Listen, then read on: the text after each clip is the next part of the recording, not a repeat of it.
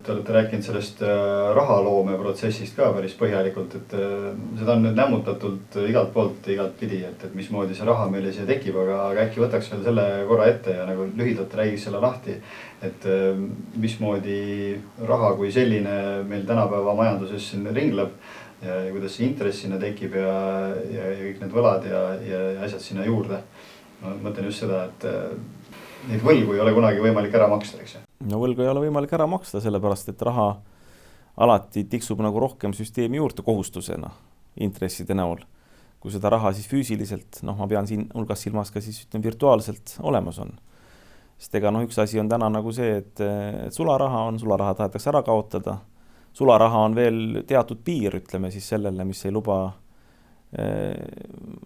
piiramatul hulgal raha ringlusse tuua. Sest ütleme, et sul on mingisugune füüsiline paber, mis ütleme siis piirab nagu seda rahamassi kasvu. Aga kui seda sularaha ei ole, sellepärast tahetakse lahti saada, siis see, kes raha välja annab, selleks ei ole ju riigid ega rahvad, selleks on ikkagi keskpank. Ja keskpank ei ole riigi kontrolli all, see tähendab seda, et kui me vaatame Euroopa Liidu asutamislepingut, ma peast ei mäleta, mis artikkel see oli täpselt seal, aga see ütleb nagu selgelt, et Euroopa Keskpank ei või saada täitmiseks juhiseid, ütleme siis liikmesriikidelt, ei või saada Euroopa Komisjonilt, Euroopa Parlamendilt ega üheltki Euroopa Liidu institutsioonilt, mis tähendab seda, et ta on riik riigis. Ja rahvuslikud, nii-öelda Eesti, Läti, Leedu ja kes need liikmesriigid siin on, keskpangad, samamoodi nende seadustes, näiteks Eesti Panga seaduses on öeldud seda, et Eesti Pank ei või saada täitmiseks juhiseid mitte kelleltki teiselt kui Euroopa Keskpankade süsteemilt. Ja et ongi niisugune, otsad nagu vette lastud, ütleme niimoodi. Ja see seltskond nagu seda raha trükib siin meie alal. Ameerikas on föderaalreserv ja teistes süsteemides on oma asjad, et küllap Venemaa keskpank toimib samamoodi ja Jaapanis Jaapani keskpank samamoodi. Nii et ega siukseid süsteeme minu teada ei olegi olemas või kui on väga väikesed, kus tegelikult riigid ise raha ringlusse annavad. Muide, Eesti Vabariigis oli aastatel 1918 kuni 1919 oli siis Eesti Vabariigi rahandusministeerium, kes andis välja raha. Aga 1919 läks see juba 24. veebruarist alates Vabariigi esimesel sünnipäeval Eesti Panga kätte. Ja Eesti Pank oli asutatud toona riikliku aktsiaseltsina, oli veel mingi riigi seos olemas, aga täna on ta niisugune niimoodi, et otse kohe ära öeldud, et ega riigi institutsioonidelt ja rahva poolt valitud institutsioonidelt tegelikult seal korraldusi saada ei või, lõpetades sellega, et kasum tekib ka ju keskpanga tegevusest. Et põhimõtteliselt sa annad rahamärke välja, millel ei ole ei kullakatet, mingit muud katet, lihtsalt on rahamärgid, et kui sina Peeter Proos annaksid niimoodi välja, et ma ei tea, 100 proosi näiteks, keegi ei ostaks seda. Või kui sa oleks hea mustkunstnik või hästi palju räägiksid, nagu siin saates niimoodi, võib-olla keegi ostab, eks ole, ja vahetab näiteks eurode vastu. Sul kohe hea, sa lähed ostad eurode eest midagi endale kasulikku, vajalikku, aga see, kes saab 100 proosi, see peab edasi vaatama, kas ta üldse saab midagi. Ja sellise mustkunstiga tegelikult on eurodele, dollaritele ja kõikidele tekitatud nagu näilik väärtus taha, kus neil tegelikult mingisugust väärtust iseenesest ei ole, et kui ühel hetkel see usk eurosüsteemi ära kaoks ja Ameerika Ühendriikide süsteemi ja nii edasi, siis tegelikult oleks need väärtusetud lipikud ja väärtusetud numbrid, mis on, ütleme, seal ekraani peal. Nii et tegelikult maailmas kõik toimubki nagu usu läbi ja silmamoonduse läbi. Ja rahasüsteem on üks suur silmamoondus ja eks ta ongi niimoodi, et piltlikult öeldes, kui mingisuguste kaupade vahetamiseks luuakse teatud kogus raha, siis selle probleem on see, et näiteks ütleme, et maailmas muid kaupu pole, et on need õunad. 100 õuna ja 100 õuna vahetamiseks 100 ühikut raha. Õunad süüakse ära, aga see 100 ühikut raha jääb ikka nagu ringlusse. Mis tähendab seda, et tal juba aru saada, kate puudub, aga samas kellegi jaoks on see 100 ühikut kohustus, keegi peab intressi maksma, õunad tuleb uuesti toota, aga siis tahetakse juba jälle uut vahetusväärtust nagu raha näol. Et järelikult tuleb seda juurde trükkida ja niimoodi ongi, et rahamass kasvab tegelikult kiiremini, kui kasvab vahetatavate kaupade ja teenuste mass. ja see tingib omakorda siis selle, et keegi peab ju laenu võtma. Et keskpank ei anna seda niimoodi, et lennuki pealt puistaks raha, vaid keskpank annab selle raha ringlusse laenuna kommertspankadele ja kommertspangad annavad selle omakorda edasi laenudena siis sulle ja mulle ja vaatajatele ja kõikidele firmadele, eraisikutele, ka riikidele. Ja nagu öeldud, tahab intressi selle eest saada, ehk siis kui täna võtame 100 ühikut laenu, olgu see intress nii väike kui tahes, homme maksame tagasi, olgu seda siis 100,01, eks ole, kui on väiksed intressid. Aga ikkagi seda 0,1 ei ole veel loodud, järelikult see tuleb uuesti luua keskpanga poolt, aga see antakse ka ringlusse jällegi mitte annetusena, vaid laenuna, nii et see intress hakkab omakorda kandma intressi. Ja ta on lõputu tsükkel ja tegelikult sellest tsüklist ei olegi võimalik välja tulla. Et inimesed mäletavad ilmselt Kreeka võlakriisi, mis oli, kuigi tegelikult see ei olnud Kreekaga nagu midagi pistmist, lihtsalt nii nagu Kärstnas ja Ilmatsalus ja niimoodi lõi see seakatk äkki välja, eks ole, et nii lõi ka siis Kreekas välja. Ja inimesed süüdistasid, või meedia süüdistas, inimesed ei süüdistanud, aga inimestel loodi nagu see võlts vaatepilt, et vaata, kus laisad kreeklased ja on meie kõigi kulul elanud ja nüüd peame kreeklasi toetama nii edasi. Tegelikult ju kreeklaste toetamisest ei olnud jutt, et ikka jutt oli nagu sellest, et see raha läks pankadele. Ja isegi mitte Kreeka pankadele, vaid nendele samadele globaalsetele pankadele, kelle kontorid olid Kreekas. Ja kreeklased said sellest ainult nii palju, mitte kasu, vaid kahju, et nende maksukoormus tõusis, sisuliselt riik on muudetud kommunistlikuks riigiks, kus kui sa teenid 22 000 eurot aastas palgatulu, siis juba tulumaksumäär on 44%. Nii et kui ringi käia seal nüüd, et uusi teid ei ole eriti tehtud, metropolidesse kindlasti on, aga ütleme riigi äärealadel ja niimoodi, et kõik on vanad teed, vanad traktorid, vana tehnika, ega majasid ei ole remonditud. Ega võib-olla ei peagi nagu selles mõttes, aga näha, et ametlikku majandust nagu ei ole, et kõik käib nagu õlma alt ja isegi teinekord riigiametnikud ütlevad, et kui saaks nagu sularahas nagu, eks ole. Maksud on lihtsalt nii kõrgeks tõstetud ja eks see ongi selle tulem, et eks see ootab ka Eestit ees. Me nüüd näemegi, et 3 aastat seda hävingu valitsust on nagu olnud, et raha jumalale on kõik nagu ohvriks toodud nagu see, et enne olid me madala maksukoormusega ja selgete maksudega riik, nüüd on väga palju erinevaid maksusid, väga palju erinevaid nüansse, kõrged määrad järjest kõrgemaks lähevad ja lõppkokkuvõttes eks sellega makstakse kinni ju riigi võetud laenusid, aga riik on laenusid võtnud ilma asjata, et ega inimesteni see jõudnud ei ole. Ja ütleme Kreekast nii palju, et seal tuli nagu hästi välja nagu see, et kuidas see rahasüsteem nagu töötab. Hüsteeria viidi isegi ju sinnamaani, et pangast justkui sai raha otsa, et inimesed tulid nagu panga jooksu tegema, et oma raha arvetelt kätte saada. Aga siis leiti kiiresti lahendus, et paariks päevaks pandi pangakontorit kinni. Ja mis toimus nende paari päevaga, eks seda oli vaja lihtsalt selle jaoks, et ega raha otsa polnud saanud. See raha toodi Euroopa Keskpangast teistest seifidest sularahana. Ta võib trükkida nii palju, kui ta tahab seda, võib-olla trükiti juurde isegi. Viidi pankadesse, anti lühiajalise laenuna, siis tehti pangakontorite uksed uuesti lahti, inimesed tulid, said ilusti sularahas oma hoiused kätte, mis neil seal olid. Istusid selle rahapaki otsas mõned nädalad, siis vaatasid, et mis me selle sularahaga ikka, et nagu tülikas ja kaardiga on ikka parem maksta ja ülekandeid on ka vaja teha ja riik võib-olla sularahas maksusid ei võta vastu, et maksusid tuleb ikka ülekandega teha ja suured firmad ei taha ka sularaha ja tuleb ikka ülekandeid teha. Läksid, viisid tagasi selle sularaha pangakontoritesse. Pangad rõõmsalt maksid Euroopa Keskpangale selle sularaha tagasi, viidi autodega või lennukitega minema.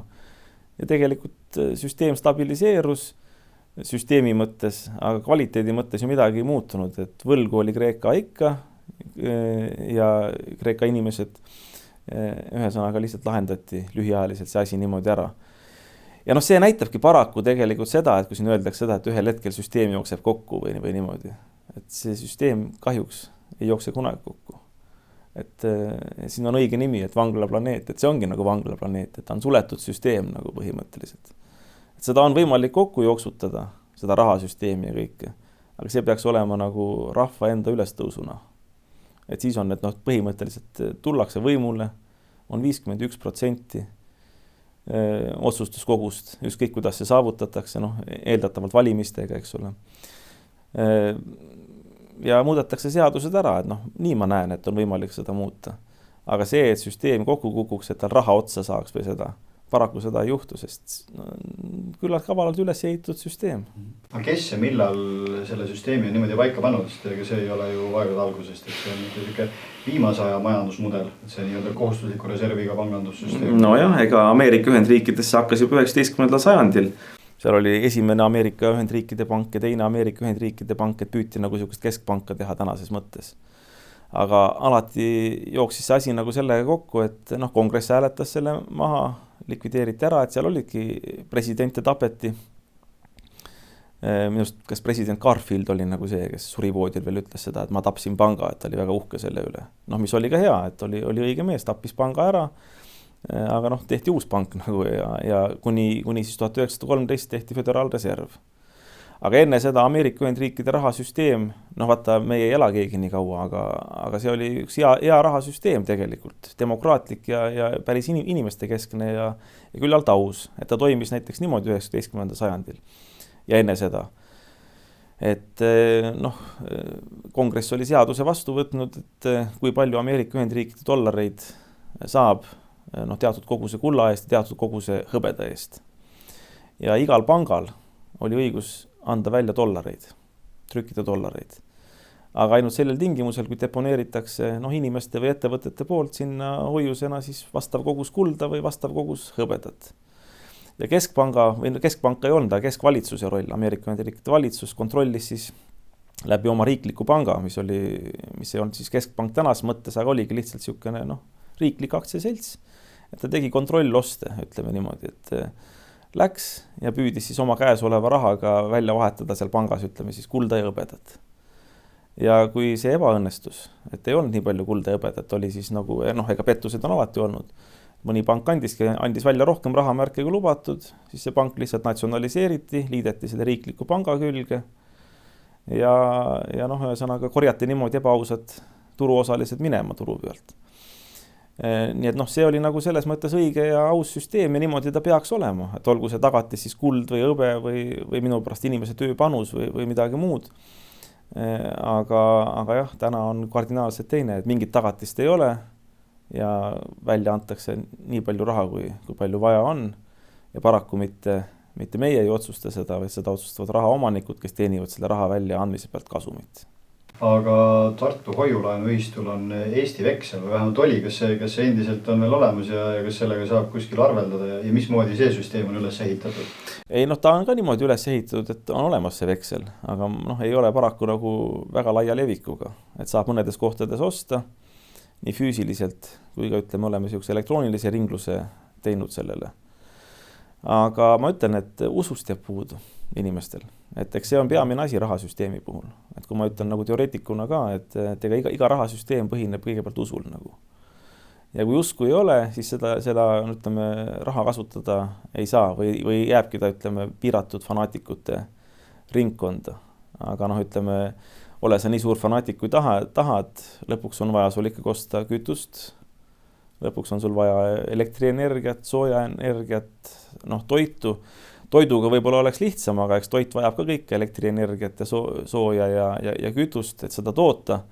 Mis tähendab seda, et me jõuamegi rahasüsteemi puhul alati selleni, et kui sul neid põhiressursse käes ei ole, noh, Tartu hoiulaenuühistul ei ole, et meil ei ole naftamaardlaid, me ei suuda toota, noh, suudame toota tuulikutega, mis me oleme püsti pannud elektrienergiat. Aga noh, probleem tekib selles, et me ei suuda seda otse viia kõikide näiteks veksli kasutajateni, mida oleks vaja. Et ütleme, et sa saad veksleid ja vahetadki veksleid näiteks elektrienergia vastu. Aga seda ei saa, sest vahel on riiklik elektrivõrk, elektrilevi, Elering, mis noh, vekslitest ei taha midagi kuulda. Ja noh, lõpuks jääbki toidu tootmine, et meil on tõesti taluturg on ja mõned talunikud ja niimoodi.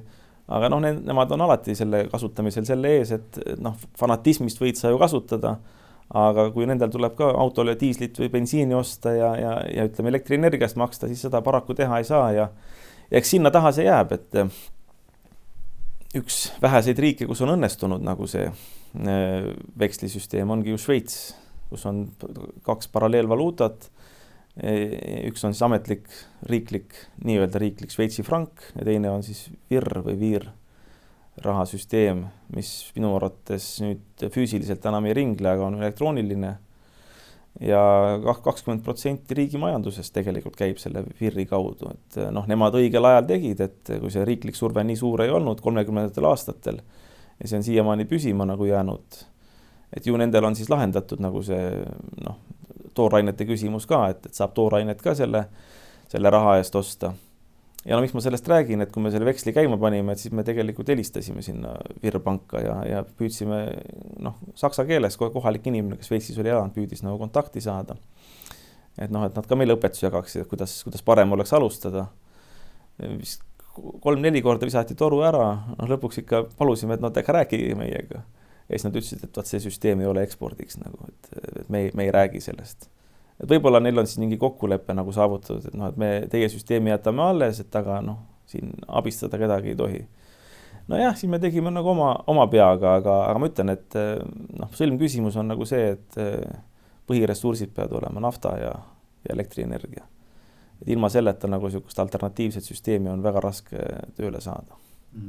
See Šveits on üks müstiline koht, et vaat üle kellega me siin räägime, ikka me jõuame Šveitsini, et kas siis otsedemokraatia või nüüd siis see rahandussüsteem või see, kuidas seal on sõjavägi üles ehitatud või riigikaitse, eks ju.